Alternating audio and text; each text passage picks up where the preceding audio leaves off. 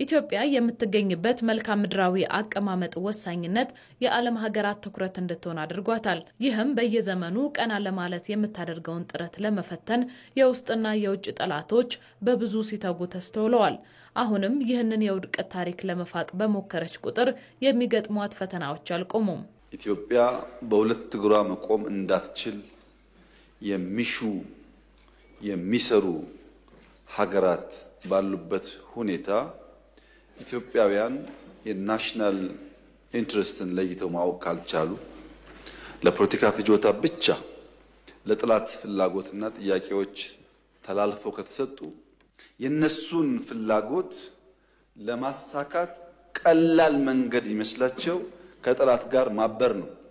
እነዚህ ጫናዎች ኢትዮጵያ ከጥገኝነት እንዳትላቀቅ ወደ ኋላ ለመጎተት ያለመ መሆኑንም ምሁራን ያነሳሉ። ከኢትዮጵያ ታሪክ የምንማረው ኢትዮጵያ ከውስጥና ከውጭ ተጽዕኖ ውስጥ ስትገባ ለኢትዮጵያ ወሳኝ የሆኑ ጉዳዮች እንድታጣ አሰብን የሚያጣንበት በዛ ነው።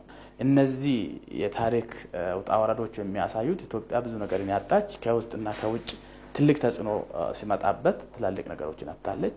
የውስጥ ጥንካሬ ሲኖራት ደግሞ የሚያስፈልጋውን ነገሮችን አስጠብቃለች ማለት እንችላለን። ባዳዎች እነዚህ የኢትዮጵያ ብሔራዊ ጥቅም በተቃራኒ የሚቆሙ ሀገር ውስጥ ያለው ግዛዊና ትናንሽ ጥቅሞችን የሚፈልጉትን ስፖንሰር እያደረጉ ደካማ ኢትዮጵያ እንድትፈጠር አድርገው ይሄ የኢትዮጵያ መሰረታዊ አንዱ ትልቁ የውጭ ግንኙነት ላይ ብሔራዊ ጥቅም መሸራረፍ ዋናው ይሄ ነው። በቃ ውስጥ ያሉትና ውጭ ያሉ የውስጡ ባንዳ የውጩ ባዳ አንድ ላይ ማውን ጫናዎቹ እድገቷን ከማደናቀፍ ባለፈም ሀገሪቱ ብሔራዊ ጥቅሞቿን ለማስጠበቅ በመታደርገው ጥረት ላይ እንቅፋት መሆናቸው አልቀረም። ኢትዮጵያ አሳክታ ለዓለም ያሳየችው እንደ ታላቁ ህዳሴ ግድብ ያሉ ግዙፍ ፕሮጀክቶች ግን እነዚህን ፈተናዎች ወደ አይበገሬ አቅም መለወጥ እንደሚቻል ማሳያ ናቸው። ኢትዮጵያውያን ለዓላማቸው መቆም መታወቂያቸው ነው የሚሉት የቀድሞ የአሜሪካ ዲፕሎማት ቲቦር ናዥ በፈተናዎች መጽናትና ጀምሮ መጨረስንም ለዓለም እያሳዩ ያሉ ህዝቦች ናቸው ብለዋል።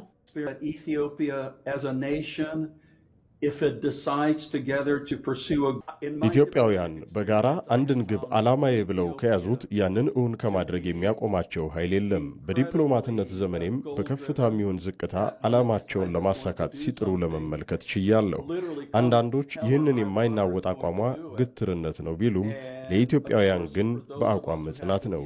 ኢትዮጵያ ለልማት በመታደርጋቸው እንቅስቃሴዎች ላይ ሁለት ጫፍ የያዙ ሐሳቦች ይነሳሉ።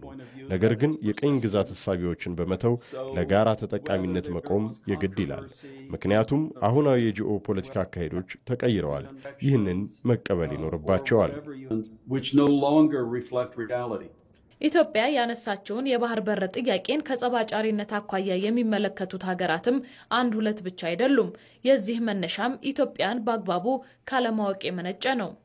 ኢትዮጵያ እንደ ሀገር መንግስታቱ ቢቀያየሩም የማይቀየረው ሀገራዊ ጸባይ አለው። ያ ምንድነው? ዓለም ላይ ስርዓታዊ ስቴት ናት።